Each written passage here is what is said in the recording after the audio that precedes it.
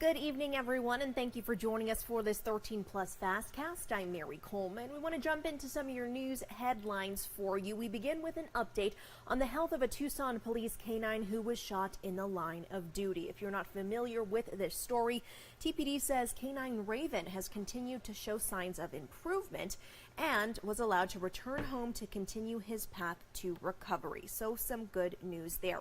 They say he still has a long and unknown road ahead, but is slowly making progress. On October 8th, TPD responded to Reed Park for a man in crisis who they say was armed. Police say shortly after midnight, shots were fired and the suspect was shot. That's when Raven was also shot. The TPD says officers helped Raven and transported him to the VCA Animal Hospital, an emergency center with life-threatening injuries. But again, Raven is back home and healing. Officials have not said who shot Raven in this instance. Marana police say a person is dead after being hit by a train today. They say it happened at the Massachusetts Railroad crossing, I-10. You are looking at video of the scene. Union Pacific handled the scene and Marana police provided security today. There was backup in the area for well over an hour. The company says the train crew was not hurt, but we are waiting to learn more information.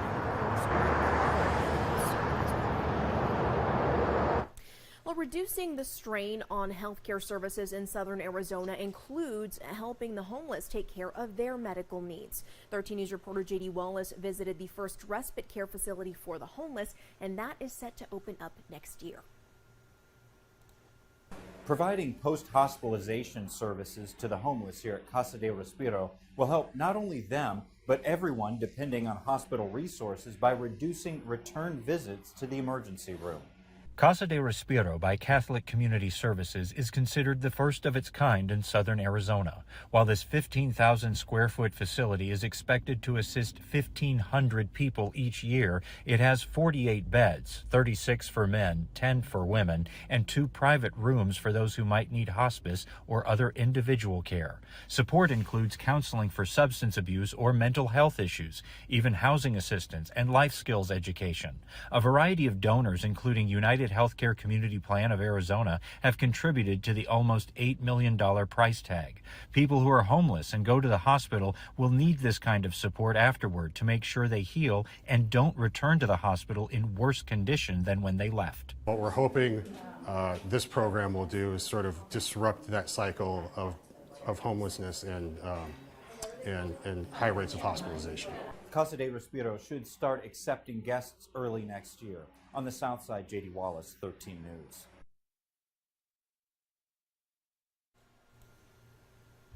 And to some news across our country now. Authorities in Washington County, Maryland are investigating an attack that killed a judge last night. That judge has been identified as 52-year-old Maryland Circuit Court Judge Andrew Wilkinson. Police responded to a call around 8 p.m. last night to his home in Hagerstown. That's where they found him in the driveway, suffering from apparent gunshot wounds. He was taken to a hospital where he succumbed to his injuries. No word on what led to the shooting, but Maryland state troopers have been sent to protect other judges. A spokesperson for Washington County Sheriff's Office says 49-year-old Pedro Algorte is the suspect. You see him here. Court records show he had a hearing in a divorce case before County Circuit Court Judge Andrew Wilkinson was killed yesterday. A sheriff's release says he may be driving a silver 2009 Mercedes. GL450 is the license plate. That is a Maryland license plate. We are expected to find out more details on this soon. And switching gears to our weather now. If you are in search of a snowy winter, there's a new forecast to help you make some plans. Federal forecasters released an outlook yesterday that points to a classic El Nino weather pattern with potential for a few wild cards. Karen Kiva has a look at where to seek snow or sunshine, and then we will have your weather forecast here. You don't have to swap your pumpkin spice latte for a snow shovel just yet, but if you are looking ahead, the National Oceanic and Atmospheric Administration, or NOAA, forecasts a winter with the potential for some powerful snowstorms in some parts of the country and maybe some drought relief where it is needed. Winter will be wetter and warmer in parts of the U.S. thanks to El Nino, a natural ocean and weather pattern in the tropical Pacific.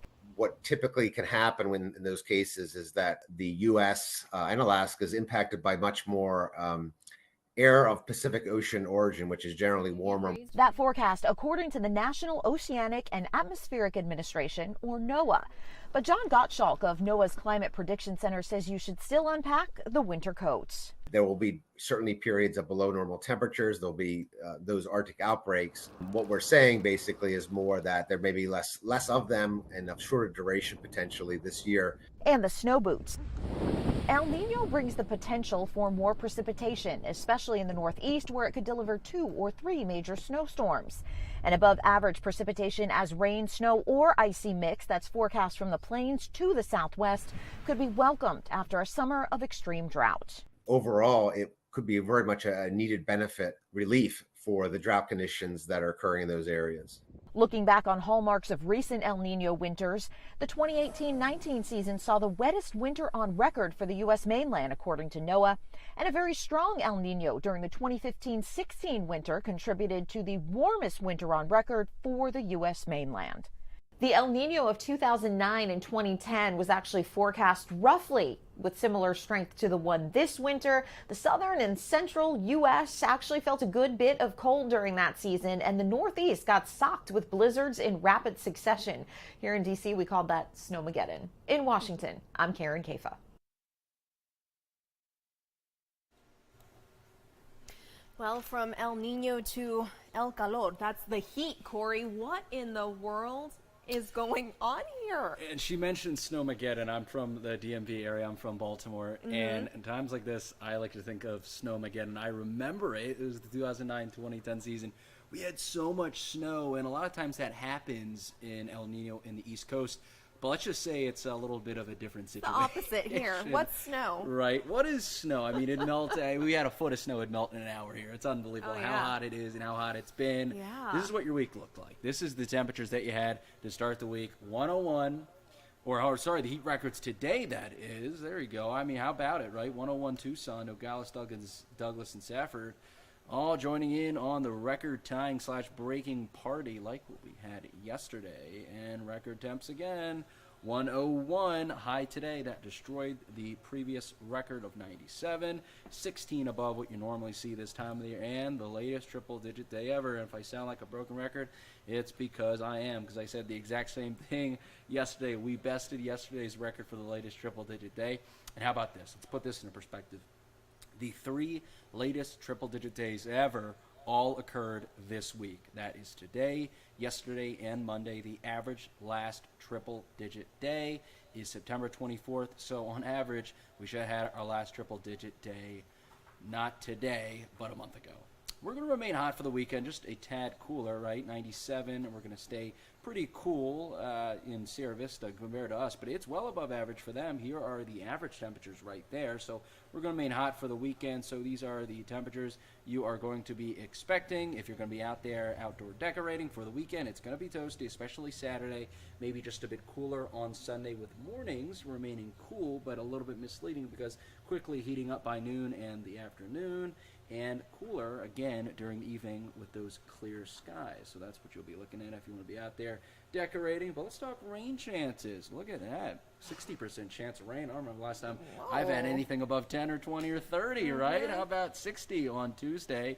That is a pattern change if I've ever heard one. There you go. Euro is predicting some rainfall starting later on the day Monday through Tuesday, through Wednesday, and even through Thursday, and it's giving us some pretty hefty totals. How about a half an inch in Tucson through that time? How about close to an inch in a place like Douglas? Areas to the east look to get a little bit more rainfall according to that model, but that's just one model. Let's look at another model. So this is the GFS. Has rain starting at around the same time, but a little bit farther east, and it pushes that rainfall a lot farther east, and as well a little bit less at that too. So a place like Tucson, they're right on the edge. It says 0, but they're right on the edge of that rainfall. In areas to our east, the best you're going to do is less than a quarter of an inch in Safford. So we'll see, because this model is saying less rainfall and east or west. The biggest thing I think is going to be is east or west. Where is that rainfall going to be? But overall, the best chance of rain will be east of Tucson. And right, that rain, I said it's a pattern change. Yeah. Take a look at that. Those temperatures are insane. It's, oh my, okay. Oh, yeah, we're going from summer to fall, and even below average in a matter of just a few days. So 101 today, 16 above normal. How about 76 Wednesday? That's not a typo. 25-degree drop in 5 days, going from 16 above to 8 below. How is that possible? Well, first, we got to talk about why it's so hot to begin with. We still have that ridge going on around our neck of the woods. That's going to shift a bit to the south and east. We'll still remain hot, but a little bit cooler, but it really takes till about Monday for a trough that's going to come down from the north to the south, bringing with it that cooler air from the north, cooling us down Monday through mid this week, and it's going to result in temperatures and conditions that look like this. How about that? That is all over the place, I Corey. know, there's a lot of things going on, so let me break it down, right? So remaining dry and hot for this weekend. Winds really pick up as that pattern change happen, and it's going to be blowing in rain Tuesday, maybe through Wednesday, as well as temperatures in the 70s by midweek. I'm going to say it. I think fall-like temperatures are finally going to settle in after this little stint of heat. You know we're going to hold you to that. Yeah. So, I'm not expecting triple digits, but hey, listen, we could have some days in the 80s, upper 80s, maybe a 90-degree day in there, but overall, this is the end of those really summer-like temperatures, because if it isn't, then I don't know what to tell you. I know. I don't know what to tell Corey, you. we had a Michael Bell comment on our Facebook right now, and he said pumpkin spice lattes on deck. Yes. Yeah, so, absolutely hopefully. right. I know. Well, today you probably didn't feel like getting a spice pumpkin latte, maybe ice to keep you cool. Yeah, but the temperatures in the 70s, maybe a little bit of rain. You want to stay in, cozy. I don't know, read a book or something, drink some coffee, stay in Starbucks. There you go. Yeah, definitely the vibe for that. All right. Thank you, Corey. Yeah, no Keep problem. an eye on it. Well, speaking of pumpkins, a pumpkin that weighs nearly 2,500 pounds just broke a state record in California. Sakura Gray has that story tonight. Nick and Ron, here it is. Weighing in at a whopping 2,497 pounds, this massive pumpkin named Pohaku broke the California state record at Half Moon Bay's giant pumpkin contest. Like I'm a little kid, I'm all giddy. The men behind the masterpiece, Nick Kennedy and Ron Root, have a Mr. Miyagi and Karate Kid-like relationship. The duo teamed up when Kennedy asked the award-winning Root to be his mentor. I wanted to peel his brain back and say, tell me everything you know about pumpkins and what can I get started, and then that just opened up the encyclopedia of information. I took 6-7 years off. I wasn't growing after the death of my mother, but he talked me into growing, and yeah, it's been great. With a name like Ron Root, it feels like fate that the 63-year-old became a grower. But it was Root's hardships 20 years ago that led him to the pumpkin patch. I ended up losing a leg and having a lot of pain, so I stayed at home sitting on my easy chair all day long. My pain doctor says, you got to get out of the house and do something because you won't feel as much pain. Root found a purpose in pumpkins, spending years perfecting his craft. Only having one leg certainly has its obstacles, but Root just keeps on keeping on. Just plod along like a possum. I'm really slow. I'll spend 7 hours a day where my growing partner, Nick, might only spend a couple hours, and he gets the same amount of work done that it takes me all day to do. Now the student becomes the teacher, as Kennedy hands down his knowledge to his 6-year-old son. Harrison's cleaning off his pumpkin. This team of two inspiring the world to dream big, as they quite literally plant seeds for the future.